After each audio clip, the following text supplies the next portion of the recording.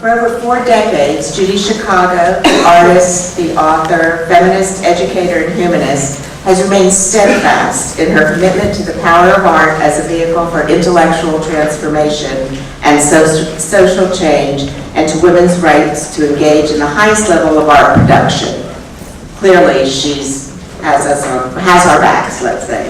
Through her work, she has enlarged the definition of art, expanded the role for the female artist, and emphasized women's rights to freedom of expression.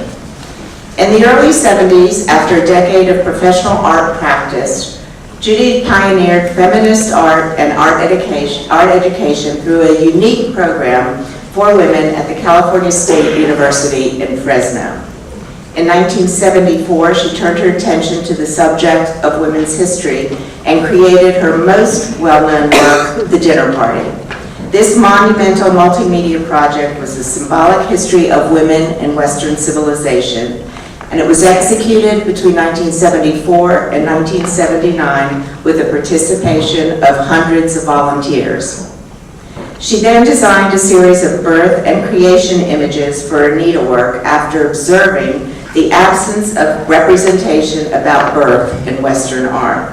From 1980 to 1985, under her supervision, 150 skilled needleworkers around the country created the Birth Project, a work that employed collaborative methods and a similar merging of concept and media that characterized the dinner party.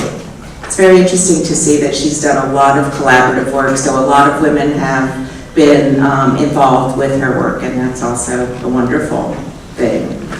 In addition to a life of prodigious art making, Judy is the author of numerous books, including Through the Flower, My Struggle as a Woman Artist, Beyond the Flower, the autobiography of a feminist artist, and The Dinner Party, From Creation to Preservation. In 2005, she wrote Kitty City, a feline book of hours, which chronicled the life and daily activities of Judy, her husband, and their bevy of cats.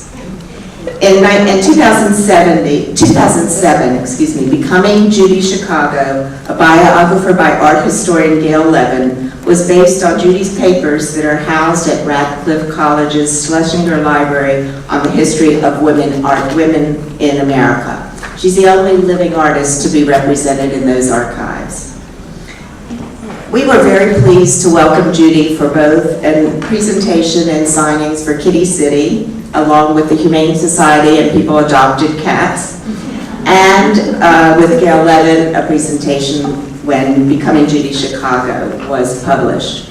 And now we have the opportunity to introduce Judy and her newest work, Frida Kahlo Face to Face. In Frida Kahlo Face to Face, she turned her attention to the work of one of the world's most revered female painters. Chicago, together with her collaborator, art historian Frances Borzelli, has handpicked 100 portraits that speak to the full spectrum of women's experience. The result is a fascinating conversation between two artistic icons, one that is further enhanced by a dialogue between Chicago and Borzello, an authority on women's portraiture. Through her work, Judy Chicago has enlarged the definition of art, expanded the role for female artists, and emphasized the women's right for freedom of expression. It's my pleasure to welcome Judy Chicago again to the Women's Museum.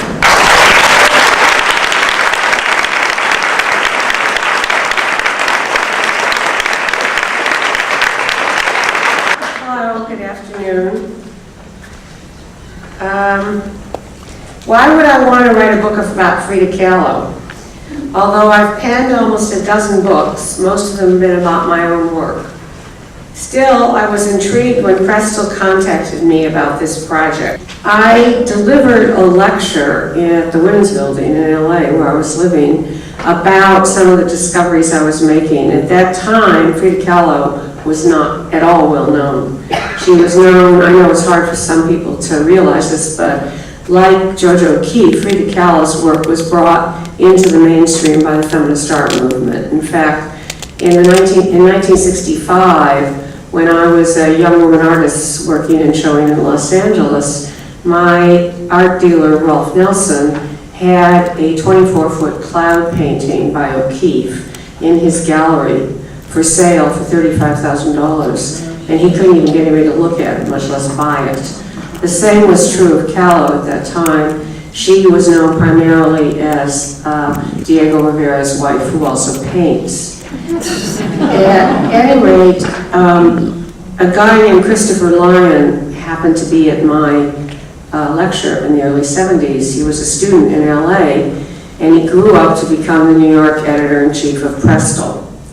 And when Prestel, which is a German art book publisher, suggested that they do a book on Callow, Chris thought it would be good to have maybe another approach. And he remembered that lecture because I had introduced him to Callow.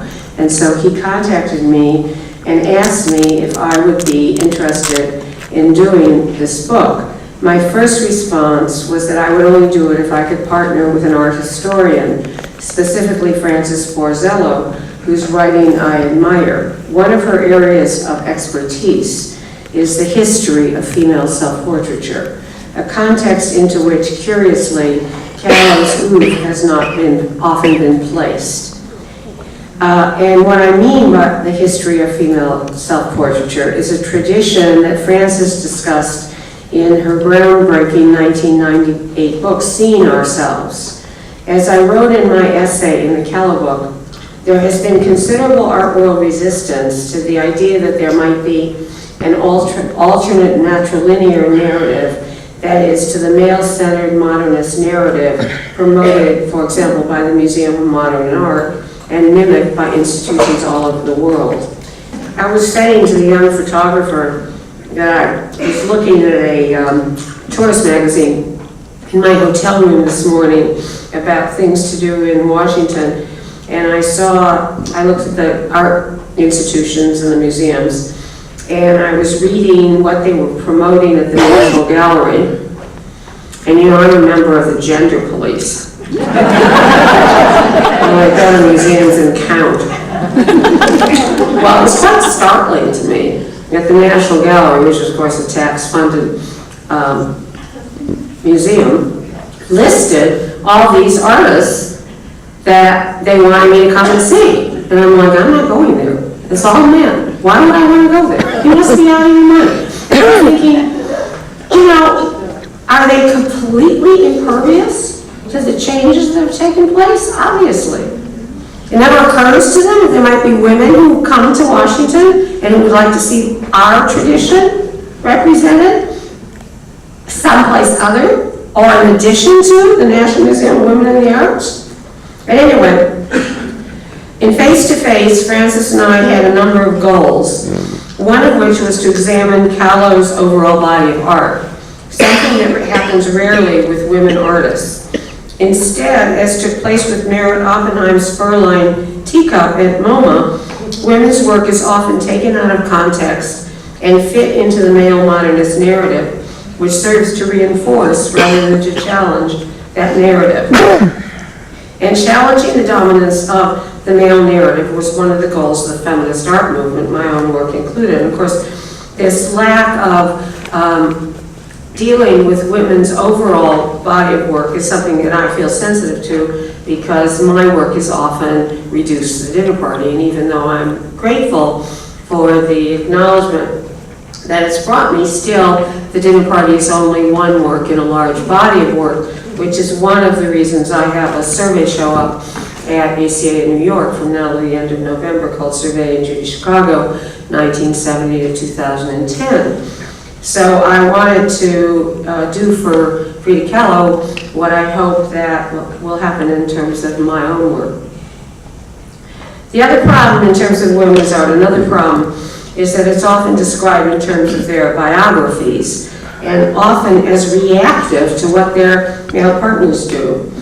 Historically, a concentration upon women artists' biographies often becomes a substitute for critical analysis. This has happened to both Callow and O'Keeffe, Callow in relation to Diego Rivera, and O'Keeffe in relation to Alfred Stieglitz. Even though their life stories might provide some insight into their work, as an artist, I feel that biographical explanations alone cannot really account for all the flights of imagination that artists take as they fashion their images. Moreover, This approach completely denies female artistic agency, demeaning the work by describing it as reactive rather than active creations. To understand this point, one only has to think about a book that examined the career of Jackson Pollock in relation to the ups and downs of his marriage to fellow artist Lee Krasner. Like, Jackson Pollock got so mad at Lee Krasner for their fight on Thursday night that he went into his studio and he spewed paint all over the canvas. Inconceivable, yet rarely unquestioned with Callow and O'Keeffe. The Callow book includes an introduction, a short introduction by me, along with essays by Frances and me. Frances is more art historical, and mine rather personal. But the bulk of the book involves a dialogue between us about the paintings. And the paintings are not only portraits. In fact, that's another misleading thing about Callow, whose work has been reduced to self-portraits. Her production is not that large, about 180 paintings, 80 of which are self-portraits, but 40 are still lifes. That's almost a third of her production, much less known. The reason we concentrated on the paintings is because when all is said and done, it still comes down to the art. In this case, the power and originality of Callow's work. When we examined her work, we saw a number of themes beyond the self-portraits for which she is best known. In the final chapter of our commentary, we argued that Callow's work prefigured many of the themes that would later emerge as the focus of a good deal of feminist art. In addition, as Frances pointed out, Callow's startling images intersected with the fundamental conviction of the feminist art movement that, quote, female thoughts, female ideas, female ways of seeing were every bit as valid as their masculine counterparts, which had set the standard for so long, unquote. One reason why Frida Kahlo is so important is that in addition to her artistic legacy, she signaled the moment when women artists began to break the historic silence about women's experiences, thereby helping to lay the groundwork for an aesthetic narrative of our own, one that is destined, eventually, to redefine the history of art so that it includes the voices of many people rather than just a privileged few. I'm going to go through the 9 themes of the book, giving you some idea about what Frances and I did in the bulk of the book. The first section is called Frida's Circle. It starts where Frida's work started, which is portraits of people, family, and friends. This is one of her earliest portraits. It was a portrait of Alejandro Gomez Arias, her early love interest, which is somewhat stiff. One reason I wanted to start with her earliest work. One of the things that's interesting about Kahlo is that unlike most other artists who have achieved her level of prominence, she was not classically trained. She was actually self-trained and had very little art training, only in her father's photography studio. At any rate, Arias was with Kahlo in 1925 when she had the accident that disrupted her life, disfigured her body, and resulted in near unrelenting pain. He walked away unharmed. It was during her long recuperation that her parents set up an easel on her bed and gave her paints, which set her on the path of becoming an artist. This is a portrait of Isabella Pinedo Kahlo. On the left, Kahlo's niece, the first child of Kahlo's sister Christine, who devastated Frida when she had an affair with Rivera. As everybody knows, he was a profligate philanderer whose lust seemed not to respect any boundaries, like sibling, for example. Nevertheless, Frida was eventually able to forgive them both and resume her closeness with her sister and her children, which I myself could never have done. Kahlo herself was ambivalent about having children because of her delicate health. Also, Rivera was not interested in more children because he felt they would have it conflicted with his work. One reason we included this picture and the earlier sketch by Mary Cassatt on the right was in order to discuss the fact that male critics have made much of both Callow's and Cassatt's childlessness. In Cassatt's case, the fact that she had chosen not to have children seemed to have eluded many critics, who simply assumed that her interest in children and motherhood grew out of her childlessness. Oh yes, these paintings are Mary Cassatt's children. Screw you.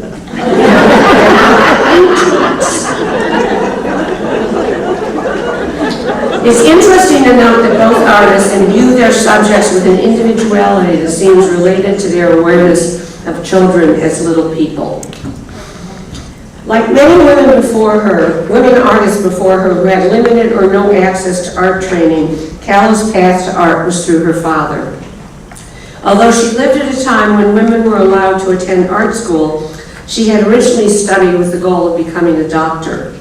By her work in her father's photography studio, as I mentioned, had provided her with a rudimentary grounding in visual skills. By the time she created this posthumous portrait of her father in 1951, both her skill level and her use of symbolism had evolved. One of the things about the dialogue between Frances and me is we often disagree. She doesn't like this picture. Now, I'm not that crazy about it. I think it's a little stiff. It's done obviously from a photograph after he died. But one of the reasons I wanted to include it was, one, I wanted to talk about the tradition of women artists, the path to becoming an artist almost exclusively through their portraits and also, through their fathers, but also because by doing the Callow book, I discovered some surprising similarities between me and Callow. Like Callow, my father was a major influence, and in addition to both identifying with a male parent, we both had very painful childhood experiences. In her case, the accident, in mine, the sudden death of my beloved father when I was only 18. From that time on, I stood apart from my peers who seemed confident in the fact that their lives would be long. But I knew that life was fragile, that in one moment it could be turned upside down, as happened to Callow in the accident on the bus.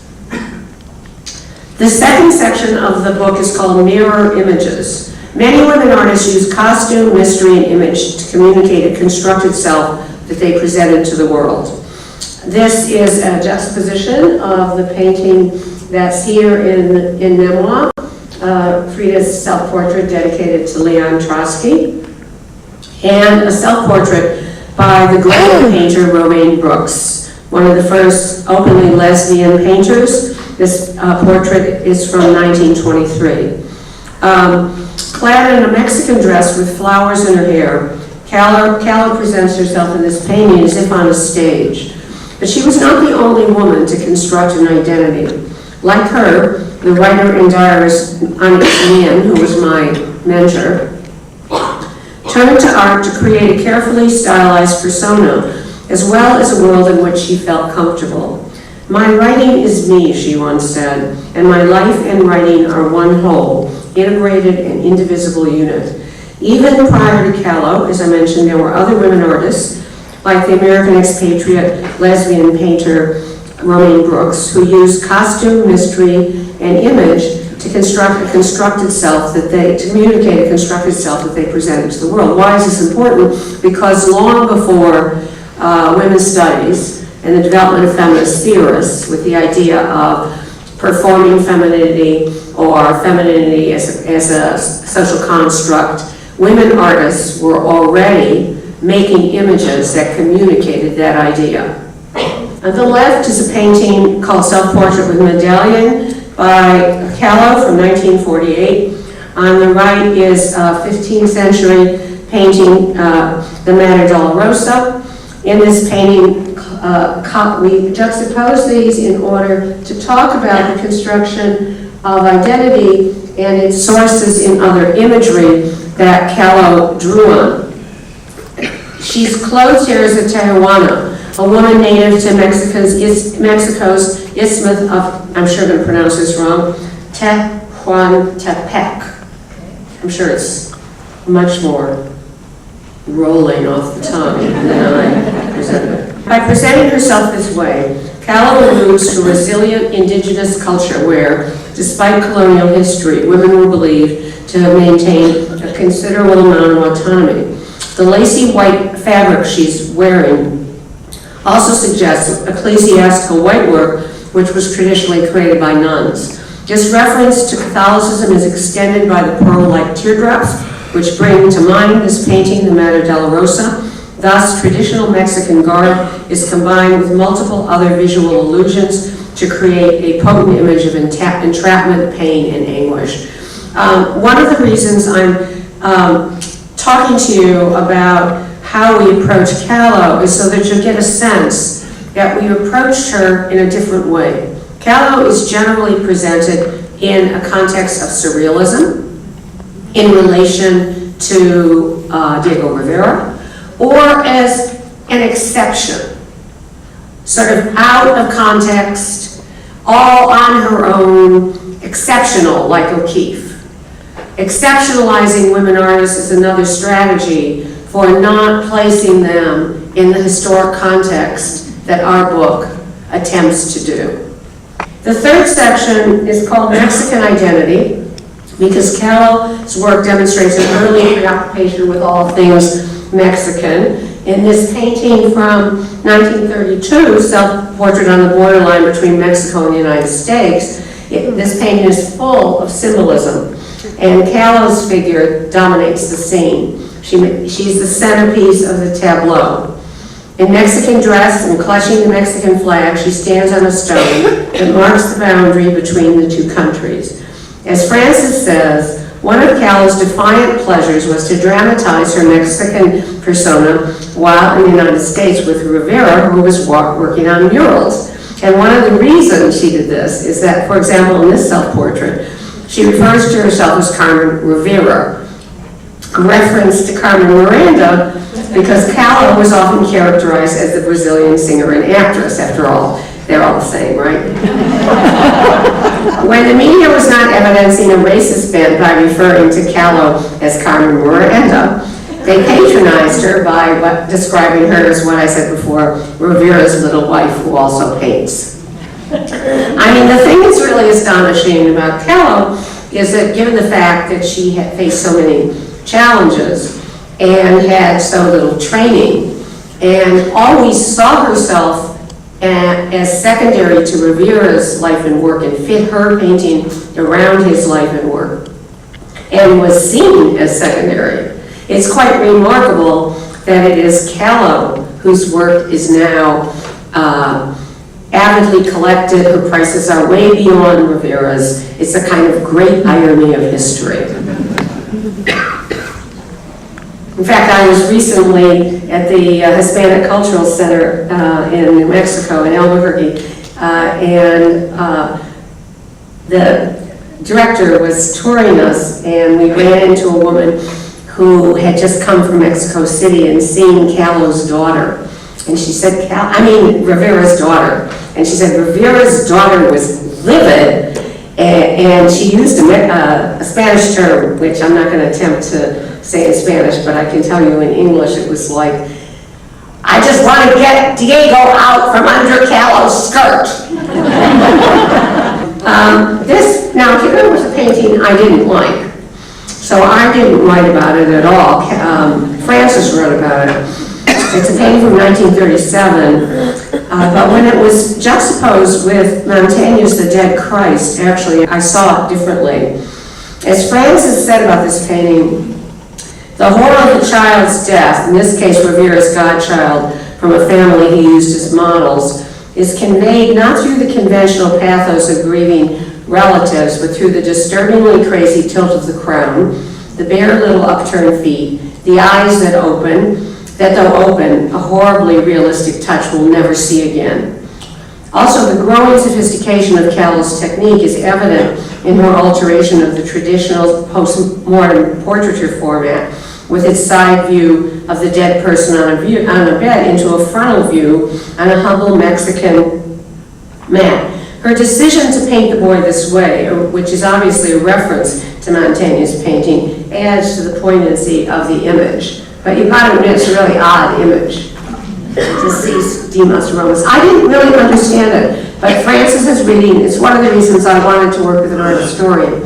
Frances's reading helped me see the painting in a new way. And also, one of the things we wanted to trace in the book is Callow's developing skill and her developing abilities with symbols, manipulating symbols. Okay, the fourth section is called My Diego. Callow used to say that she had experienced 2 tragic accidents during her life. First the bus, and then Rivera. This is a 1931 wedding portrait of Callow and Rivera. And as Frances stated, this wedding portrait is a public statement about the perfect couple. For the first, as I said, for the first few years of her marriage, Callow worked around her husband's schedule, foregoing her own art making whenever he needed her, or perhaps when she felt he ought to need her. Of course, she painted, as this work shows, but it was not until the end of the 1930s, when she had had an exhibition, had developed some patrons, and had a need for money to pay for bills, that she began to see herself as a life apart, as a professional with a life apart from Rivera. I thought it was interesting that Callow painted this as with Diego as the commanding presence, and he alone with the tools of the artist's trade. Callow is there as a very demure, small, petite, which she was compared to Rivera. In fact, her parents were not happy about the marriage because he was so much older than her, so much bigger than her, and so much fatter than her. He probably weighed 200 pounds more than her. And at any rate, one of the things that Frances has studied is the pressures on women artists historically in terms of how they could be presented. Dating back to early women's artist self-portraits, when it would have been impossible for a woman artist to present herself as a commanding figure with a brush in her hand. She had to navigate the constraints of what was considered appropriate to women. And in this painting, Callow does that. She presents herself not as a painter, not as an artist, but as a demure little wife, holding her husband's hand, as if to say, look at the trophy I just got. I myself think it looks a little bit like somebody standing with a large animal. They just...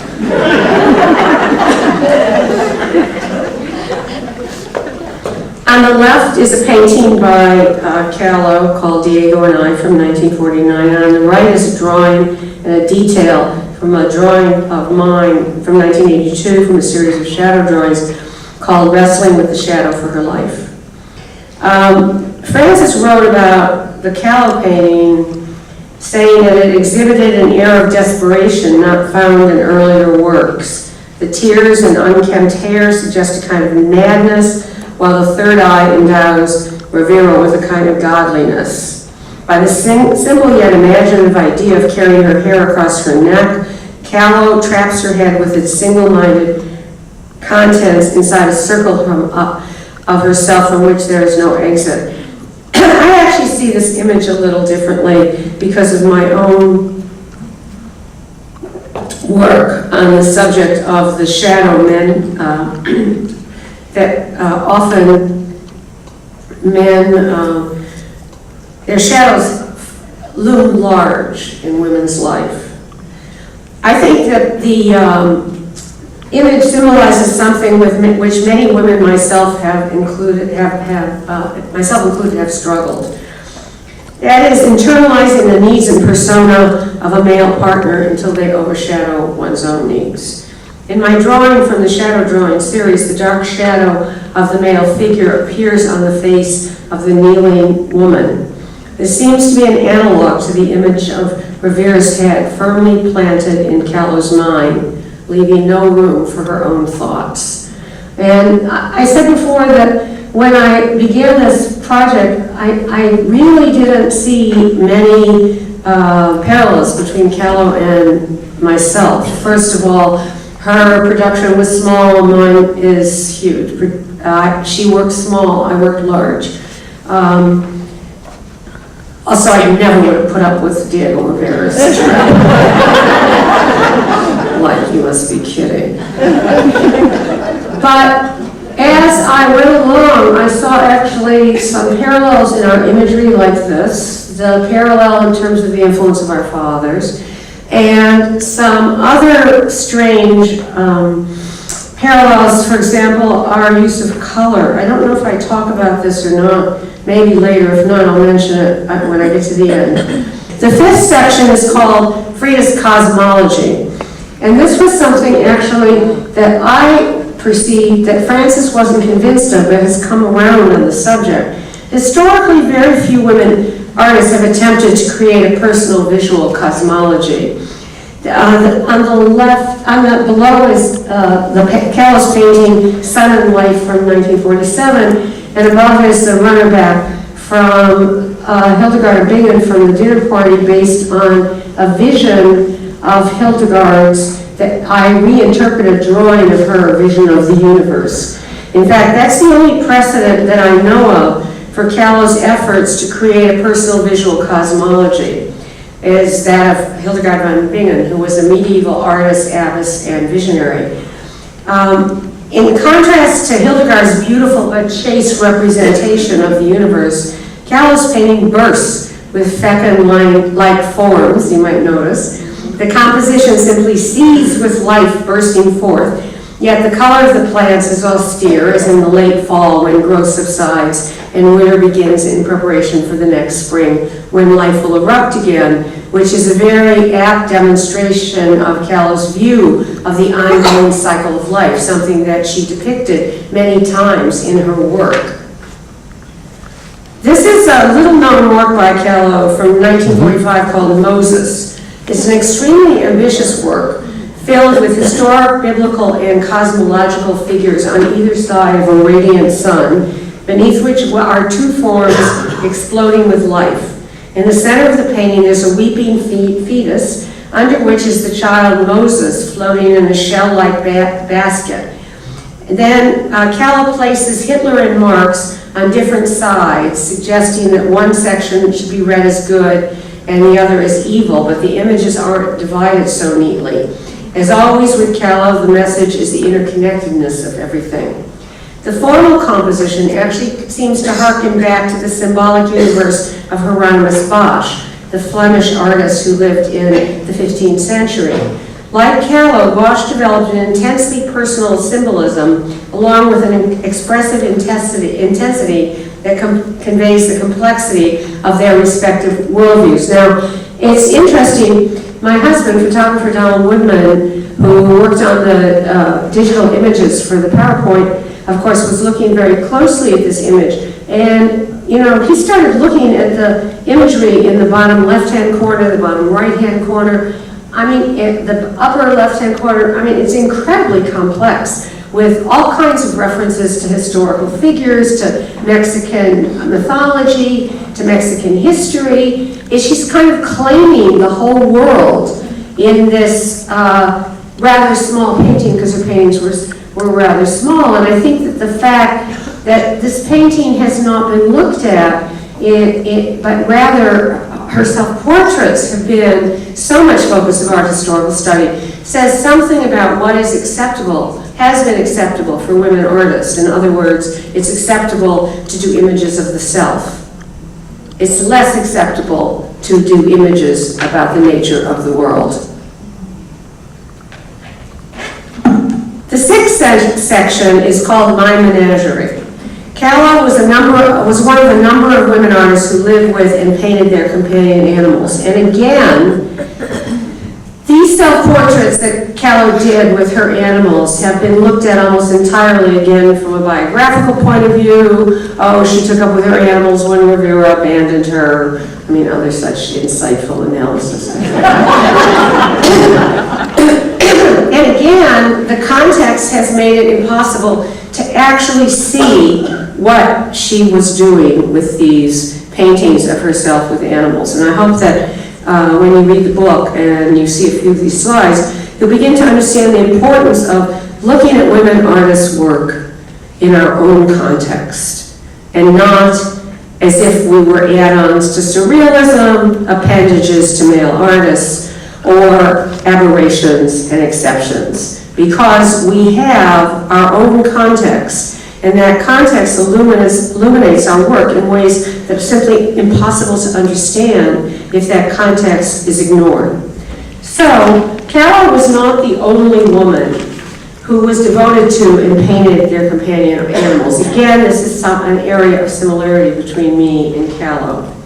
The dogs, this is a painting with Callow and her pet dogs, and one of her pet dogs, who actually were nowhere near as small as she presents in this painting. It's some strange Mexican hairless dog. And here she is with a cigarette, or a marijuana cigarette, it's unclear, with some sort of strange necklace that looks like a noose. And this little tiny dog that you might say is almost familiar, painted as a familiar. And the dog looks almost like a toy dog rather than a real dog. I believe, however, that if you look at Callow's paintings of animals with her, they were not about her relationship with Rivera. As I said, one critic suggested that she painted herself with dogs whenever she sensed an imminent major separation from Rivera. And that made no sense to me. Like, she painted herself, if she was going to do that, why wasn't the dog leaving the picture plane as opposed to sitting there with her? I think instead what she was doing was that she painted animals to emphasize her connection with them, having nothing whatsoever to do with her relationship with her philandering spouse. One of the reasons I'm so interested in the representation of animals in the work of women artists like Callow, and also Rosa Bonheur, this is a detail from a painting that's actually here in the museum, probably again because of my own involvement with cats in my life and work. I believe that we have all used images of animals to render emotions that have not been easy to express directly. What I mean by that is that I have an old friend, Josephine knows her too, named Paula Harper. She's an art historian in Miami. She was the first a feminist art historian at the feminist art program at CalArts. And she's an expert on female suffrage posters. And one of the things she said in relationship to my series of paintings about the gender construct of masculinity, is a series called Power Play, she said from her study of suffrage posters that it seemed clear that women artists were more willing to present themselves as victims than men as perpetrators. And if you look at the Highland Raid, this detail from the Highland Raid, Susan Fisher Sterling and I stood in front of this painting and talked about the expressions on the faces of the three bulls. And we all agreed that what Bonheur was probably getting at in this painting was a comment or a critique of unfettered masculinity. In the same way, Callow's painting, Self-Portrait with the Monkey. Now, in the first place, historically, the monkey is a symbol of lust. Here is this painting with the monkey with its hands firmly around her neck, tied to her through these ribbons that encircle them both. One might say that this could be an image of being entrapped by lust, but being connected to this little individual, the monkey, who has both personhood and individuality. The seventh section is called Fruits and Flowers. Callow was able to inform simple arrangements of fruits and flowers with sensuality, emotion, and personality. Again, another reason I wanted to work with Frances was because of the fact that she is also an expert in the relationship of women to still life painting. By the middle of the 17th century, a hierarchy of the arts had been institutionalized in the European art academies, with still life painting on the bottom rung. In the eyes of the academicians, this genre was suitable only for women who were prohibited from the training in life drawing that would have allowed them to aspire to the higher echelons of history painting. A number of women were able to turn these restrictions into an advantage, notably Rachel Ruysch, 1664 to 1750, a Dutch flower painter, who enjoyed a long and prosperous career as one of Holland's most esteemed flower painters. As I noticed, Callow painted 40 still life paintings, enough of them to qualify as a significant aspect of her oeuvre. Now, this painting, again, it's another way to infuse a genre that has not been taken seriously. Now, we've seen her doing this in a few cases. With sensuality, sexuality, emotion. Obviously, that open fruit in the center has all sorts of sensual allusions. In fact, there was a show called The Mexican Painters, had all that came to New Mexico. All the great painters, large-scale mural painters. Mural painting, actually, women were prohibited from the mural painting tradition in Mexico. Rivera, Siqueiros, Rusco.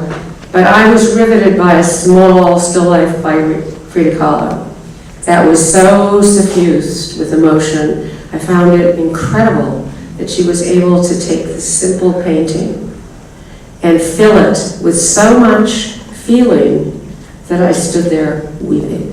The long history of women in the still life genre calls to mind the question, did women bring anything distinct to the still life? Again, as long as this context is not acknowledged, that question cannot be asked.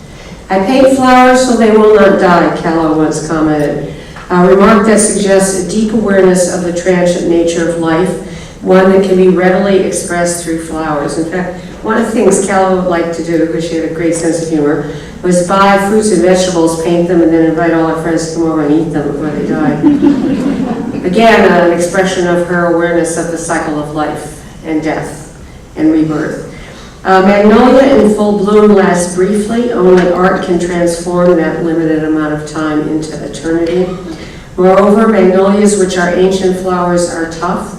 Could both the Mexican artist and the American photographer Imogene Cunningham, who photographed this flower 20 years before Callow painted this painting, can they both have chosen to represent these particular flowers as a metaphor for their own artistic staying power?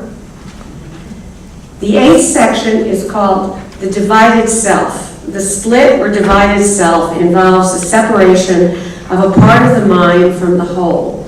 Now, this painting by Callow, Self-Portrait with Bed, Me and My Doll in 1937, in order to talk about, I have to juxtapose with the next spread in the book, because we look at the doll in the history of women's work. And what we have is a painting by Alice Neal from 1933 called Symbols, a painting by the Scandinavian painter Sigfrid Herten, Self-Portrait in 1914. So these paintings this work spans 100 years. A self-portrait by Janet Russick, a photographer named it's not a self-portrait. A photographer named Janet Russick, a photographer who did German Broken Doll in 2008. One of the things I want you to notice that I think is exceedingly interesting is the position of the legs in all 4 images. They're all sitting with their legs akimbo and spread, and with a view looking into basically their female parts. In Neil's work, it's a lock and a key hole. In Janet's work, it seems to be a slightly broken part. In Herten's work, she's wearing bloomers. In Callow's work, the doll is nude. They're all female dolls. Again, Callow's images, and one of the first images I showed you had a doll in it, and Callow used the doll repeatedly. The only analysis that I have ever come across in terms of Callow's use of the doll has been related to Hans Bellmer, who used the doll in an entirely different way. Misogynist, grotesque. Simone de Beauvoir whose book, The Second Sex, is a foundational tract of contemporary feminism, suggested that dolls were a tool of socialization, a way for young girls to work on issues related to self, other, societal expectations, and self-image.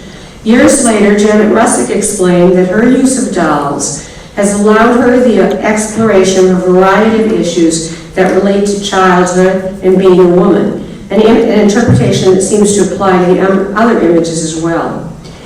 By examining Callow's art, as I've been saying, in relation to women's own aesthetic history, one is able to perceive patterns, themes, and concerns that provide new insights into her work.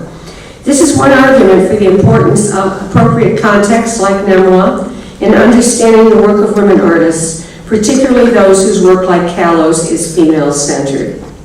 On the left is Callow's great painting, The Two Fridas. On the right, a 2008 photograph by a young artist named Cornelia Heidegger, which demonstrates the ongoing relevance of Callow's image of a divided self. Now we are beginning to look at the way in which Callow's work prefigures some of the work by younger women artists, and particularly feminist art. According to Frances, and I agree with her, the Callow work is a truly terrible painting of desperate loneliness. She constructed an image in which she holds hands with herself as a way of providing some degree of comfort. In contrast, the Heidegger photograph seems altogether friendlier and less anguished, a comment perhaps on the way in which one's potent images become devitalized with time and repetition. And this is particularly relevant for women's art because, as Gerda Lerner, the great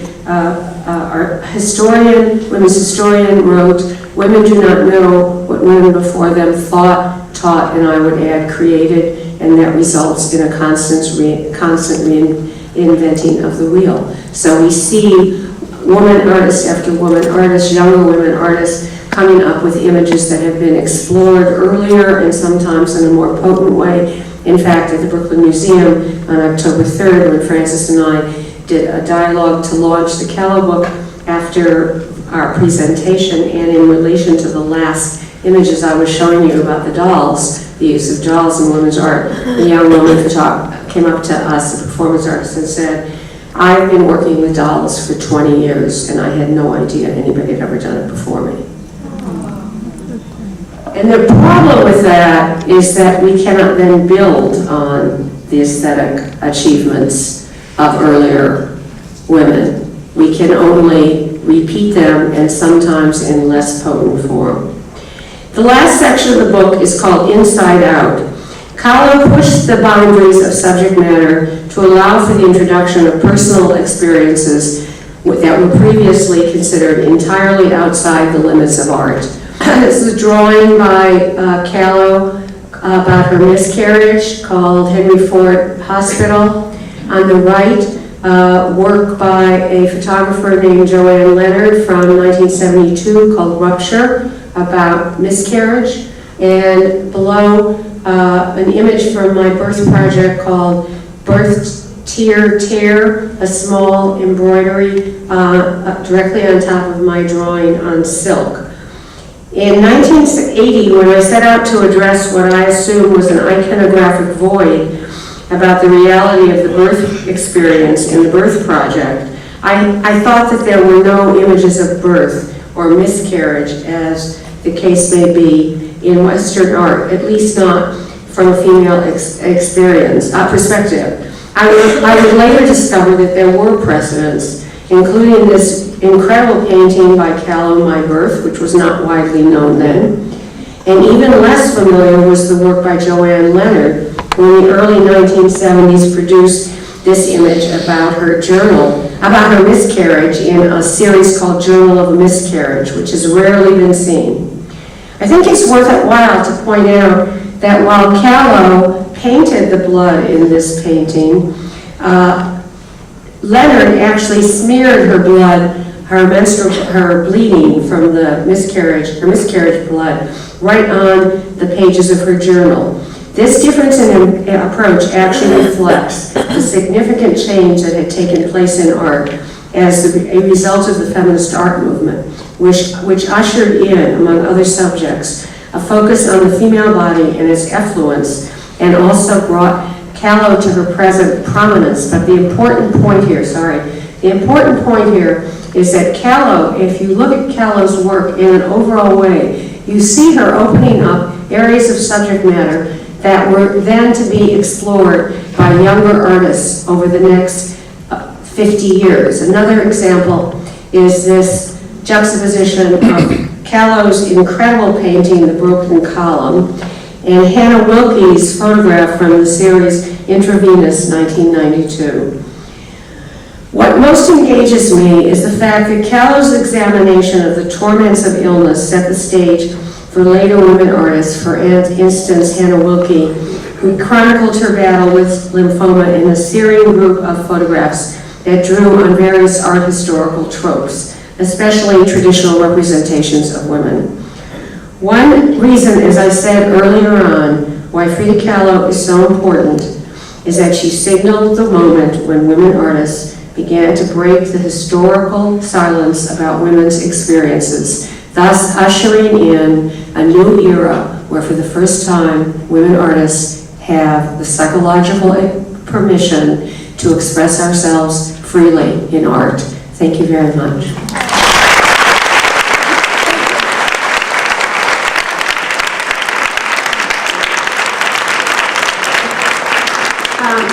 I had dinner with Susan Fisher Sterling last night. She was telling me that NEMA's getting ready to change its HVAC system, which I hope won't take too long because I don't know if I can come back. It's freezing in here. It has to happen soon. So any of you who want to, once they start that campaign, any of you who have the means, please contribute. So you won't freeze all the women artists to death in the next 50 years. I think it's time for book signing. The screen is going to come up, and I'm going to be right on the stage, okay? So I'll see you in a few minutes. You know, one of the things we have... She didn't ask about the Holocaust. I'll tell you something. One of the things I've been trying to address with her... With Emma. Yeah.